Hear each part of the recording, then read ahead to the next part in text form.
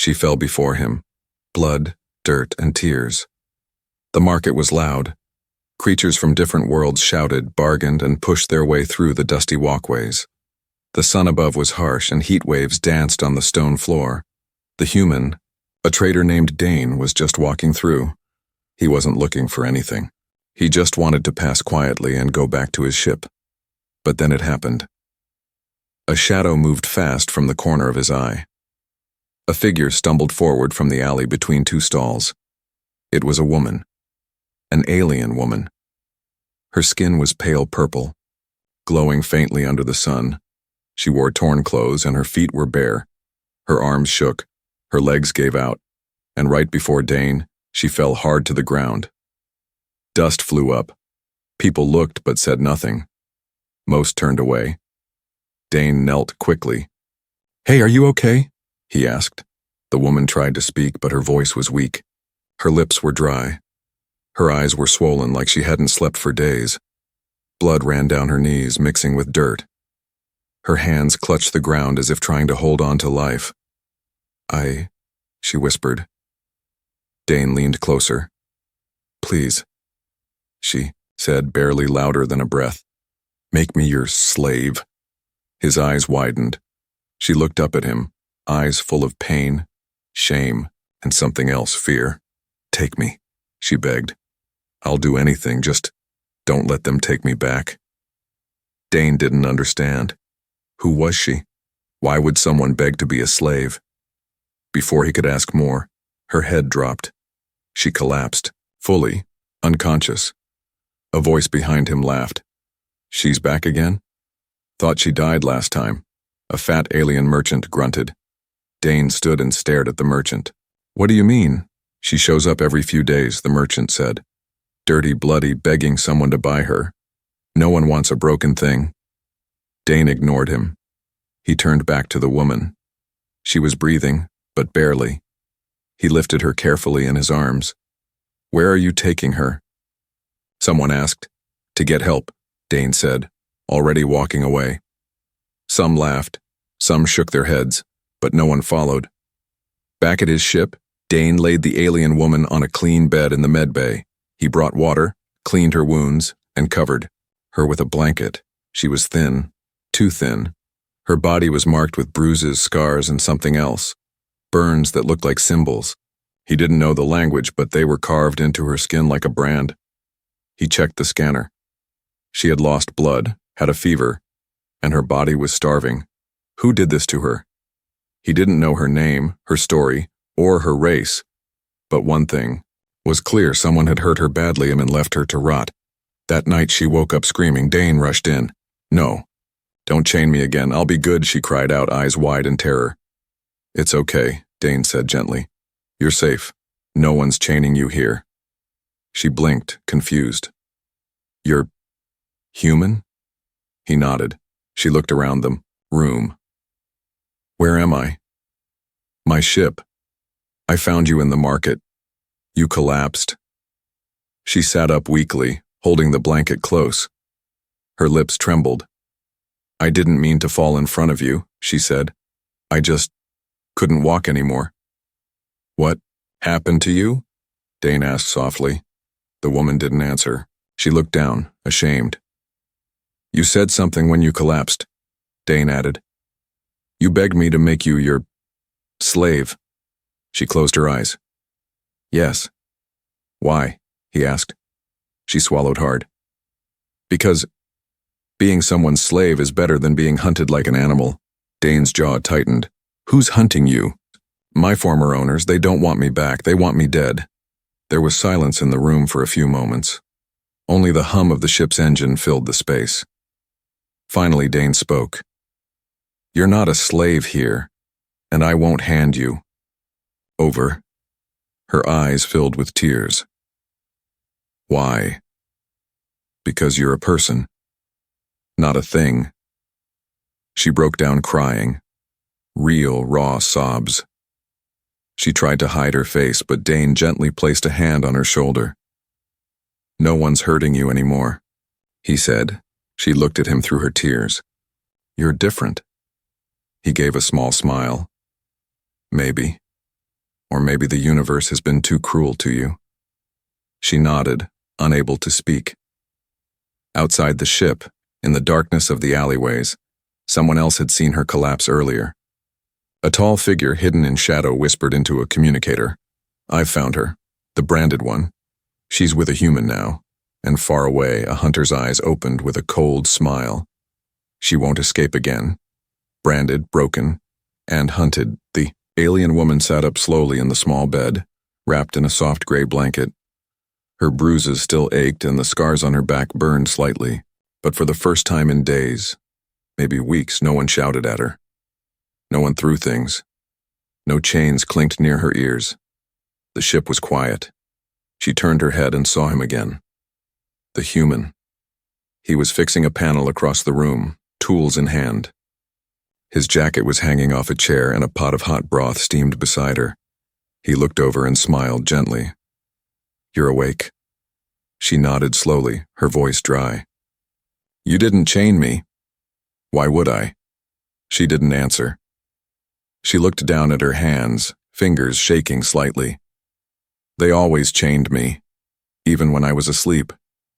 Even when I was good." The human's eyes darkened. "Not here." She touched her neck. The skin was scarred. A circle of burned flesh was hidden beneath her hair. Dane noticed. He walked closer and gently moved her hair aside. "Is this a brand?" "Yes," she said quietly. "They marked me. It says, unwanted, returned, broken." He clenched. His fists, "They sold me to 5 different owners," she whispered. "Each one returned me. Said I was useless." "That's not true," Dane replied. She looked up. "Then why did they all give me back?" He didn't have an answer, but in his heart he knew. They were the broken ones, not her. Later that day she told him her name. "Yulari," she said softly. "My name is Yulari." He smiled. "I'm Dane. Welcome aboard." She blinked in surprise. "No one's welcomed me in a long time." They shared quiet moments. He brought her food. She helped him clean small tools, trying to be useful. She didn't understand why he was kind to her, but she didn't want it to stop. But peace never lasts long. At night, while Dane stepped out to buy spare ship parts from the local bazaar, someone else arrived. A tall creature with cold, silver eyes entered the station records office. "Show me ships that left with a passenger matching this," he said, throwing down a small hologram disc. Yulari's face flickered above it, pale, scared, eyes full of tears. The officer hesitated. "That's a slave. Runaway?" "She's a branded failure," the hunter growled. "Her death was paid for. She belongs to the grave." The officer nervously typed into his console. "One ship left recently, registered to a human trader. His name is Dane." The hunter smiled. Meanwhile, back on the ship, Yulari was wandering slowly through the cargo area.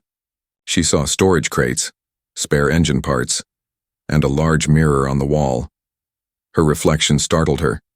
She hadn't looked at herself in a long time. Her cheeks were hollow. Her skin was dry. Her eyes had lost their color.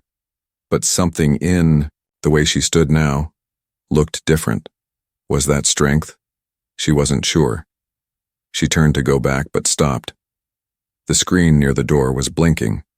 Someone had accessed the ship registry from the outside. She stared. Access request. Identity. Trace. Subject branded female Yulari. Her blood turned cold. "No," she whispered. She backed away. Her feet stumbled. She reached for the wall to steady herself. He had found her. When Dane returned, he found her sitting on the floor near the door, arms wrapped around her knees. "What happened?" he asked, rushing over. She looked up. "They know I'm here." He paused. "Who?" "The man they call Hunter. He's not like the others. He doesn't buy or sell. He just ends." Dane's heart raced. "He's coming?" She nodded. "He doesn't stop until the target disappears forever." Dane took a deep breath. "Then we'll leave. Tonight." Yulari looked at him in shock. "You'll run because of me?" He nodded. You're not a thing to throw away. You're not anyone's target anymore. Tears formed in her eyes, but she forced them back. Then I'll fight too. I won't be weak again. They started packing, quiet but quick. But outside the station, the silver-eyed hunter was already watching the ship from the shadows. His scanner beeped softly. She's inside, he said. He pulled out a long, thin weapon. And so is her protector. Let's see how brave humans really are. The truth about her chains. The ship lifted off in the middle of the night. No departure warning, no docking call, just a quiet hum and a sudden takeoff that surprised even the night patrol. Inside, Yulari held her breath as the stars stretched across the window. She sat beside Dane in the cockpit, gripping the edge of her seat like it might vanish beneath her. They'll follow, she said softly.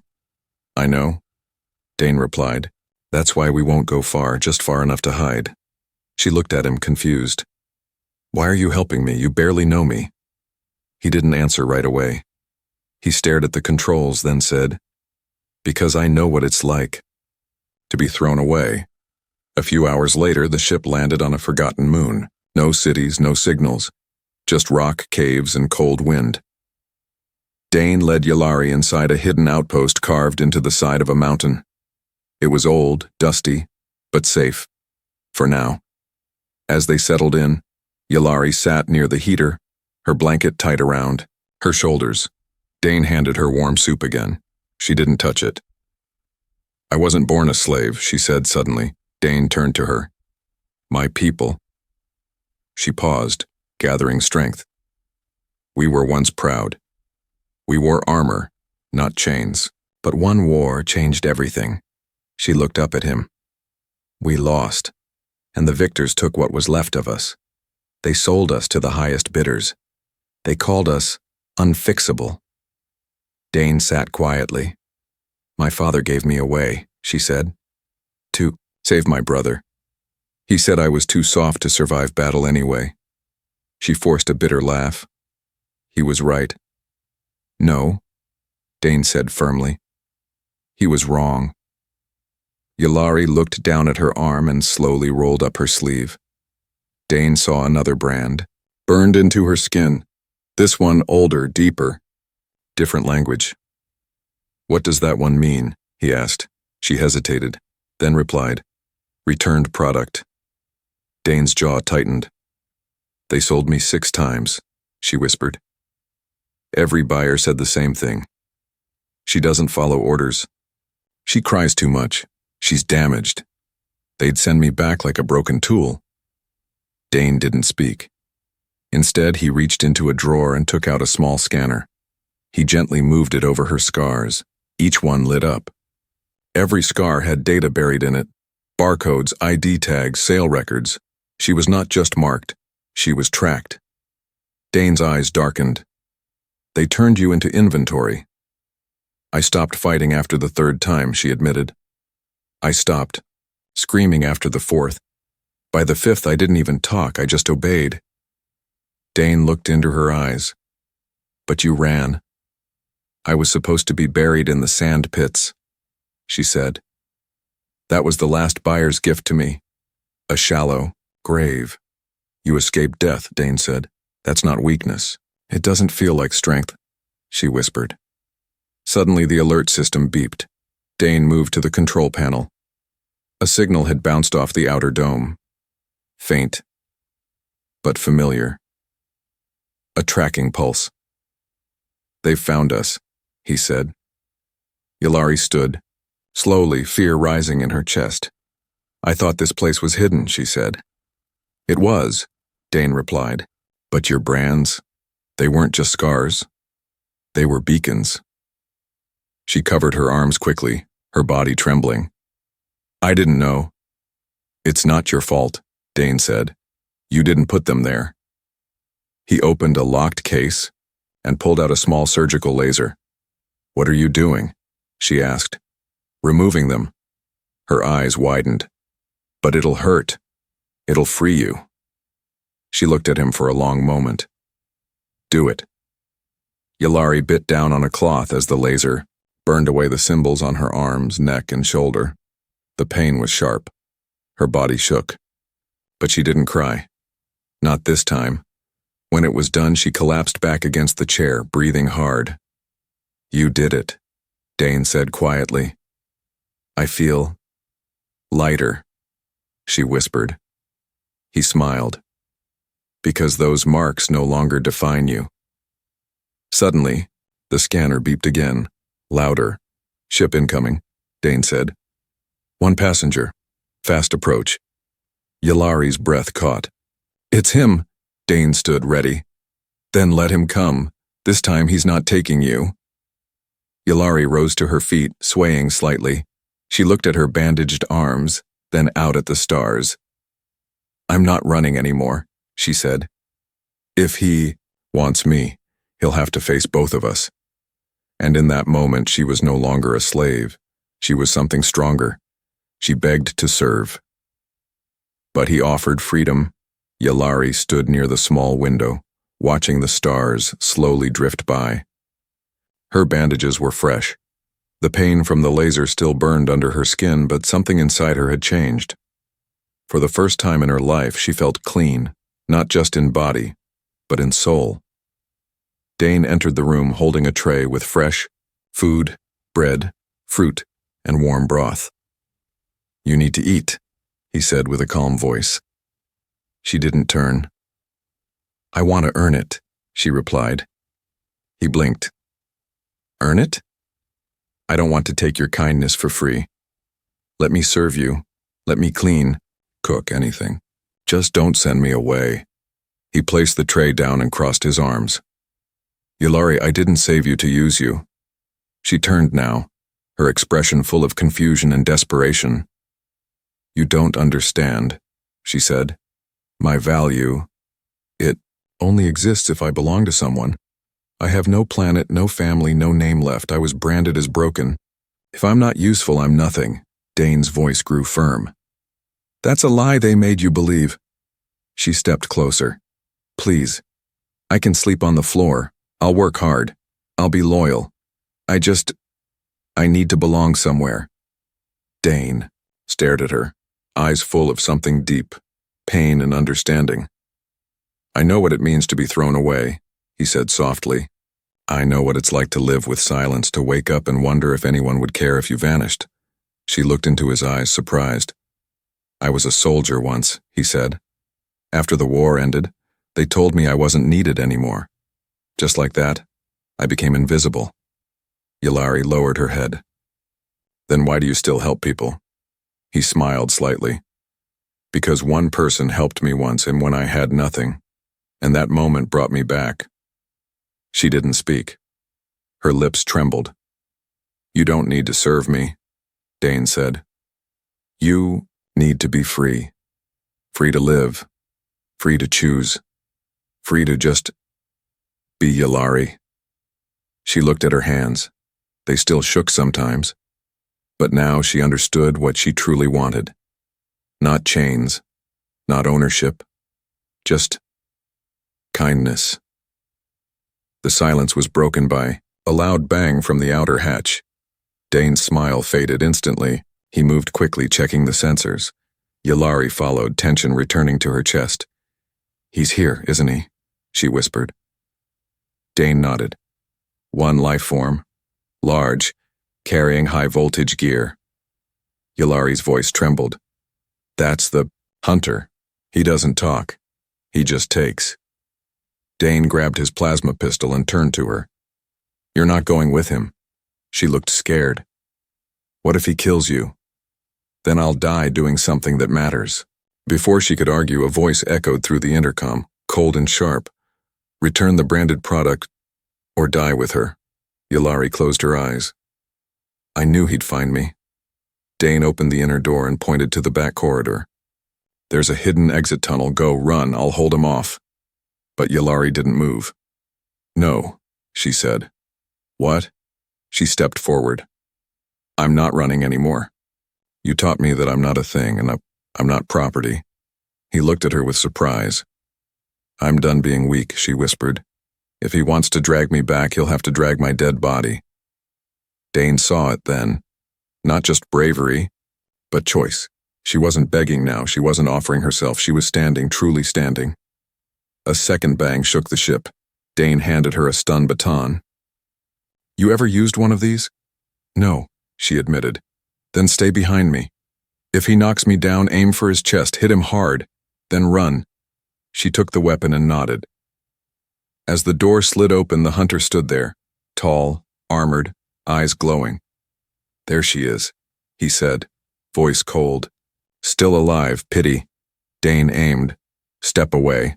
The hunter didn't flinch. She belongs to the market. She belongs to herself. The hunter laughed. She was thrown out by her own people. You think you can fix garbage? Yalari stepped beside Dane. I am not garbage. The hunter tilted his head. Did the pet learn to bark? Dane fired. The blast hit the hunter's shoulder, making him stumble. Yalari screamed. The hunter charged forward, knocking Dane back. She gripped the baton and jumped. With every ounce of her strength, she stabbed the weapon into his side. Sparks flew. The hunter roared and crashed to the ground, twitching. Panting, Yalari dropped the weapon and knelt beside Dane. He looked up, dazed. You hit him? She nodded. I didn't run. He smiled. Good. Later they locked the hunter in the back cell and sent a distress call to a neutral patrol. Yalari sat down beside Dane, who nursed a bruised arm. I still don't know what I am, she said softly. You're not a slave, Dane replied. No, she said. I'm not, but maybe I can be something else now. He looked at her. Like what? She gave a tiny smile. Maybe I'll just be Yalari, and maybe that's enough. A hunter from her past Yalari stared at the stars through the ship's window. The hunter was gone, taken by a patrol ship that answered Dane's distress call. For the first time in years, no one was chasing her, but peace wasn't quiet. It was heavy.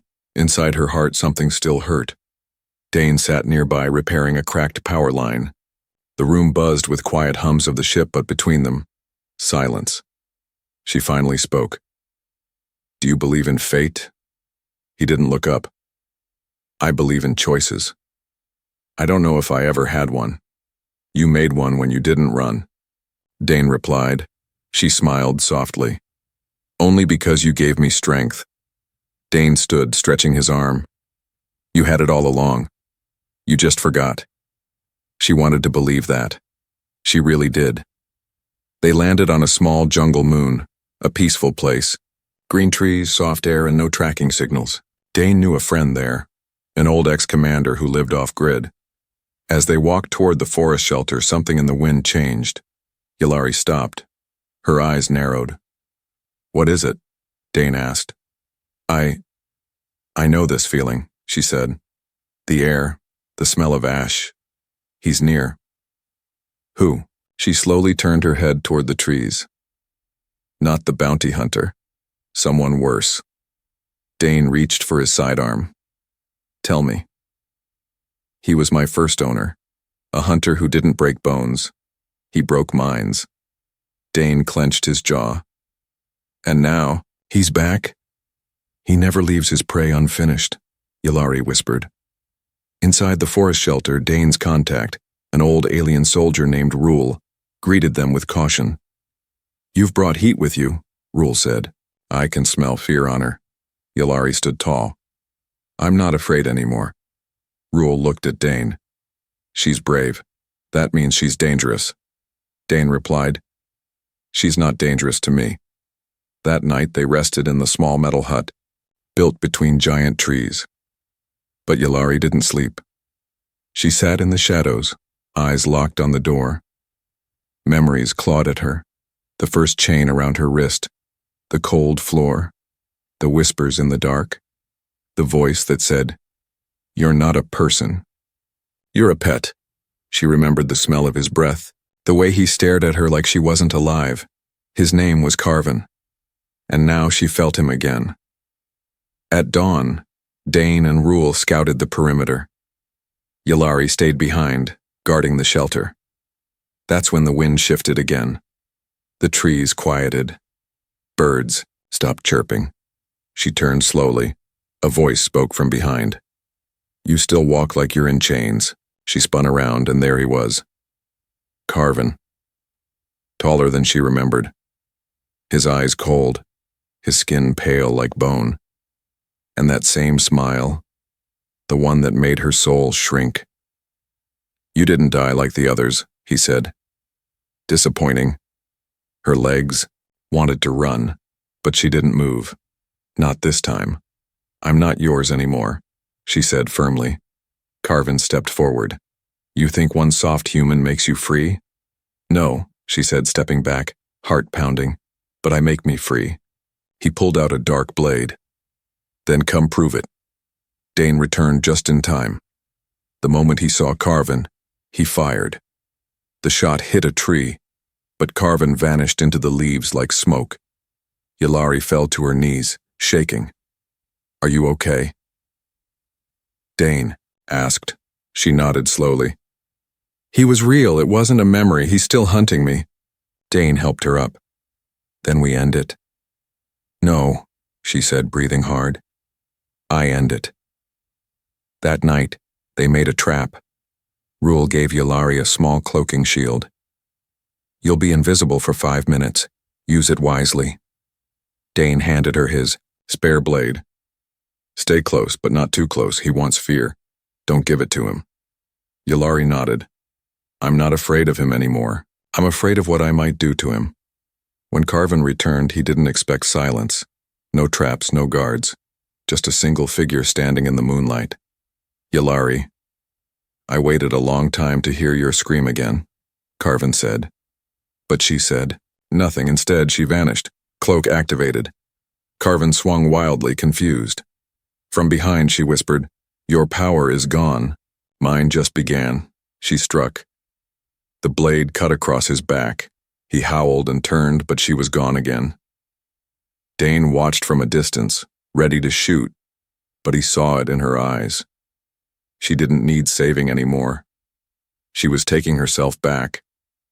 When the fight ended, Carvin lay broken on the ground, breathing shallow. Yllari stood over him, blood on her arms. Not hers. She dropped the blade. Now you know what it feels like to be small. Carvin looked up, stunned. You belong to no one, she said. Not even death. You'll live, with fear. Back at the ship, Dane watched her in silence. You didn't kill him. No, she said. Killing would have made him important. I took away what he wanted most, control. Dane smiled. Now what? She looked out the window again. Now, I decide what I become.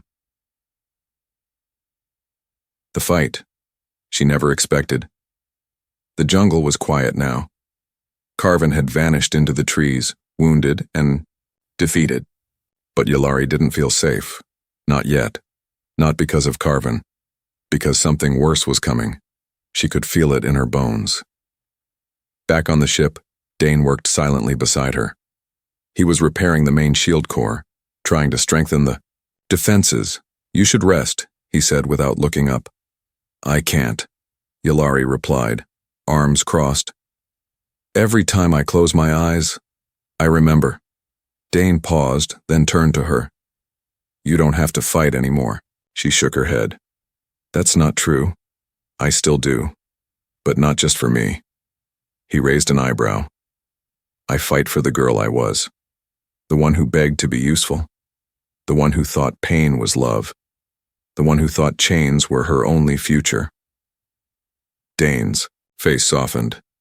She's not that girl anymore. No, Yllari whispered. Now, she has fire. That night, a new signal came through the radar, cold, sharp, and untraceable. Rule checked the panel. It's not a ship, he said. It's a drone, military grade. Yllari's heart sank. Carvin must have sent for backup. No, Rule replied. This isn't his style, this is something else. The screen blinked red. Order confirmed. Cleanse the target. Human interference, authorized for termination. Dane's eyes widened. They're not just after Yllari now, they're after us. Yllari stood frozen. They don't want to bring me back this time, she said. They want to erase me. Before they could respond, the first strike hit. An energy beam tore through the edge of the hill. Fire erupted. Trees exploded into flame. The ship shook violently. "Shields down 60%, Rule shouted. "We won't last long." Dane ran to the weapons panel. "Yulari, stay here." "No," she said firmly. "I'm not hiding, not anymore." She grabbed her stun baton and strapped on the light armor Rule had given her earlier. Rule looked impressed. "She's serious." "She always was," Dane said. They rushed outside. 2 black drones hovered above the trees, scanning everything with glowing red eyes. They moved fast like predators, and each one carried weapons far stronger than anything Yulari had ever seen. "This isn't a hunt," she whispered. "It's an execution." One drone fired again. A tree burst into flames. The heat scorched her skin. Dane fired back with his plasma rifle. It struck one drone, but it only flickered and kept flying. "These things have layered armor," he muttered. "We can't take them head on." Yulari spotted something. "There. Under their bodies, they have cooling vents. If we hit that, maybe." Rule smirked. The girls learning fast. They split up. Dane drew the attention of the first drone. It followed him into the canyon. Rule threw a smoke grenade to block the second one's vision. Yulari used the cover to climb a high ridge. Her heart pounded. The rock scratched her knees. But she didn't stop. From above, she saw the first drone chasing Dane and its vent clearly exposed. She took a deep breath. Now or never. She jumped. Mid-air, she activated her stun baton and drove it straight into the drone's vent. The machine screamed with static and twisted in the air, crashing into the rocks below. Dane ran to her. "You jumped off a cliff." "I aimed first," she said, smiling through the pain in her leg. But the second drone was already circling back, and this one had learned. It fired toward them. Too fast. The beam slammed into the ridge near Yulari. She fell hard, hitting her shoulder. "Yulari!" Dane shouted. She groaned, trying to get up. "I'm okay." The drone charged its cannon again.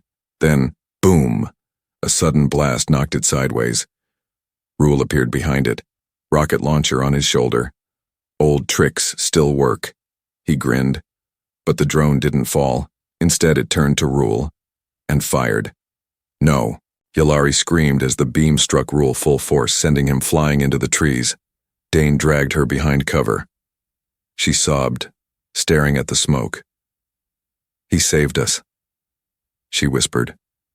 Dane nodded, jaw clenched. "We have 1 shot left." Yulari's hands shook.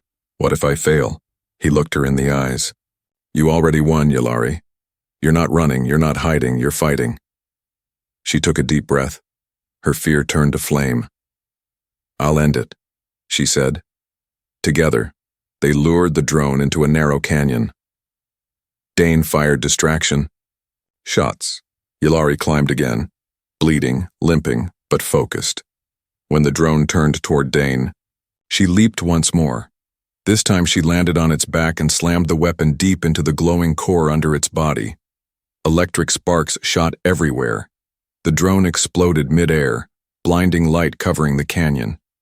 When the smoke cleared, Dane ran through the rocks. He found her lying there, burned and bruised, but smiling. "You did it," he said. "No," she said weakly. "We did it." That night they buried Rule beside the forest, placing his old soldier badge on a stone. Yulari sat quietly beside the grave. Dane came over and sat next to her. "You fought a war today," he said. She looked up, tears in her eyes. "It wasn't the war I expected, but it was the one I needed." He nodded. "You're not the same girl anymore." She smiled through her pain. "I don't want to be." No longer a slave. She chooses him freely. The forest moon was quiet again. The flames were gone. The drones were destroyed. The hunter and his backup had failed, and the woman who once fell into the dust, begging to be a slave, now stood with her head high under the stars. Yulari sat at the edge of the ridge, a small wind brushing her face. Her skin was still bruised, her arms still wrapped in bandages. But her heart was finally whole. Dane stepped beside her, carrying 2 cups of tea. "Still like the quiet?" he asked. She smiled softly. "I used to fear silence. It always came before pain. Now, it feels like peace." They sat, together in silence for a while, listening to the wind and the distant night creatures. "I buried so many pieces of myself over the years," she whispered. "My voice, my name, my dreams." Dane looked at her. "You took them all back." She turned toward him.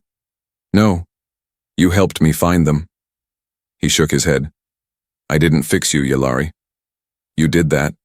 I just stood beside you." Her eyes glistened. "Then never leave my side." Over the next few days, they rebuilt what was broken. They restored the ship, repaired the shelter, and gave Rule a proper stone marker.